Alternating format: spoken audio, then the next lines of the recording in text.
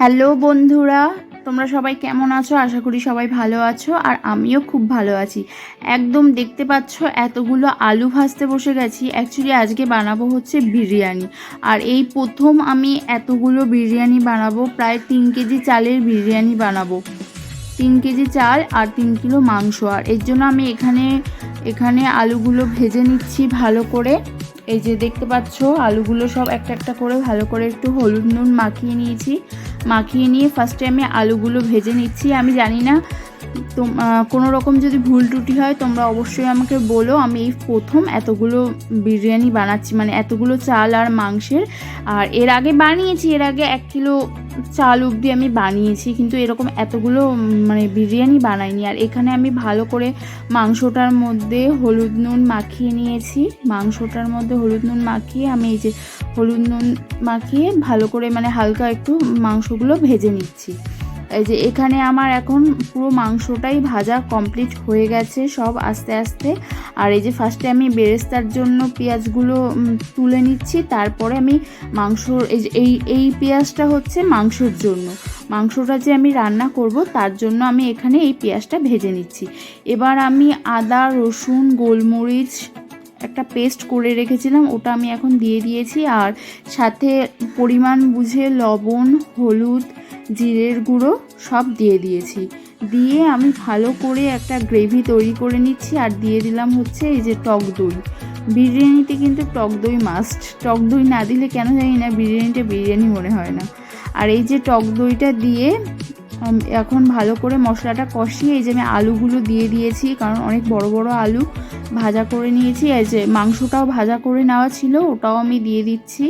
আর মাংসের বাটির মধ্যে যে তেলটা ছিল ওটাও আমি পুরো একদম দেখতেই পাচ্ছ ভালো করে ঢেলে নিচ্ছি। আর তোমরা তো জানো এই বিরিয়ানিটা বানাচ্ছি হচ্ছে আমার ছোট বাবুটার জন্মদিন উপলক্ষে, বাড়ির সবার জন্য। বাইরের লোক নেই, ঘরের লোকের জন্যই আমি ঘরোয়াভাবে এইভাবে বিরিয়ানিটা বানাচ্ছি। আর এই যে মাংসটা ভালো করে এখন কষিয়ে নিচ্ছি। এই যে এখানে মাংসটা কষাচ্ছি, আর তোমাদের দাদাকে বলেছি একটু ভিডিও করে দিতে, তাই করে দিচ্ছে। আর এই যে মাংসটা ভালো করে কষানোর পর এখন আমি এর মধ্যে দিয়ে দেব হচ্ছে পরিমাণ মতো জল।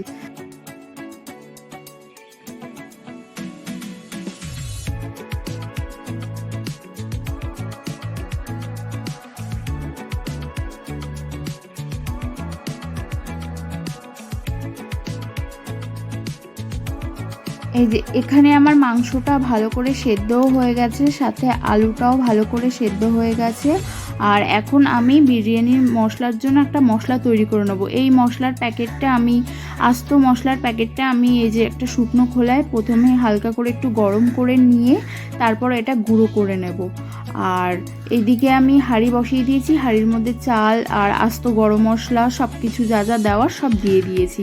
আর ওই যে গরম মশলার প্যাকেটটা দেখছো না, ওই প্যাকেটের মশলাটা বাজার থেকে 20 টাকা নেবে। তোমরাও এনে এই মশলাটা ব্যবহার করতে পারো, মশলাটা খুবই ভালো। ওর মধ্যে জায়ফল, জয়িত্রী, আস্ত গরম মশলা থেকে শুরু করে সব কিছু আছে।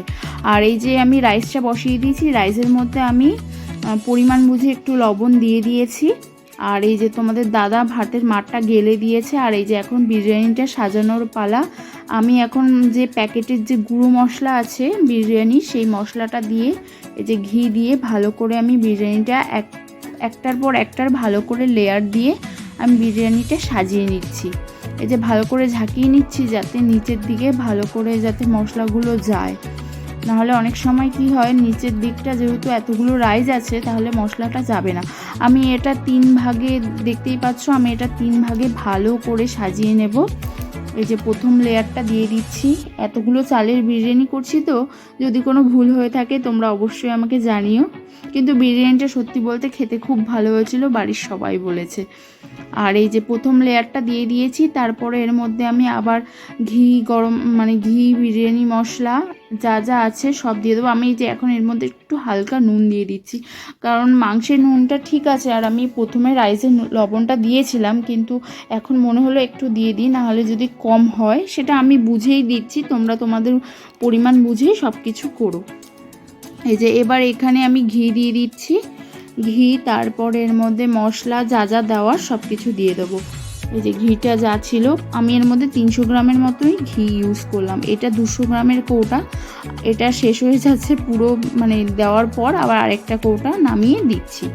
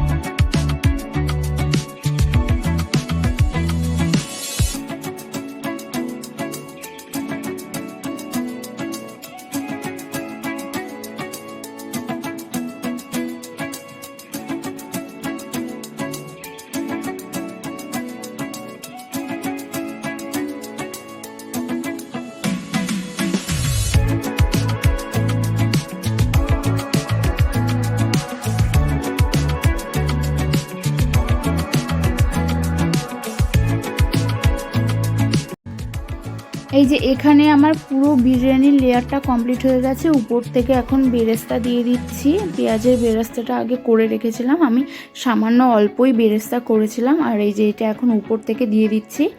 আর বাদ বাকি দেবো হচ্ছে, এখন দিয়ে দেবো হচ্ছে ঘিটা।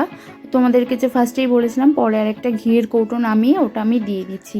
তোমরা পুরো ভিডিওটা স্কিপ না করে পুরো ভিডিওটা দেখো, আর অবশ্যই আমাকে কমেন্টে জানিও যে বিরিয়ানিটা যে আমি করলাম যে কেমন হবে বা কেমন হয়েছে, অবশ্যই আমাকে জানিও। আর তোমরাও এইভাবে বাড়িতে ট্রাই করতে পারো, আশা করি খুব ভালো লাগবে, খেতেও ভালো লাগবে। আর তোমরা যারা যারা এখনও পর্যন্ত আমার চ্যানেলটি সাবস্ক্রাইব করোনি, তাড়াতাড়ি সাবস্ক্রাইব করে দিও। আর ফেসবুক পেজটি অবশ্যই ফলো করে দিও। আর লাইক কমেন্ট শেয়ার তো অবশ্যই করবে। আর দেখো আমি এখানে এখন ঘিগুলো ভালো করে দিয়ে দিচ্ছি।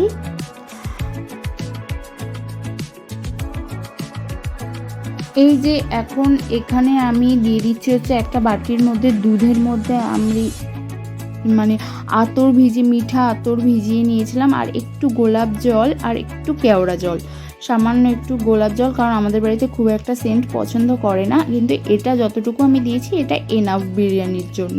আর এই যে এখন আমি হাঁড়ির মধ্যে দিয়ে তারপর ঢাকনাটা আটকে দিয়ে আধ ঘন্টার মতো দমে বসিয়ে দেবো, একদম লো ফ্লেমে।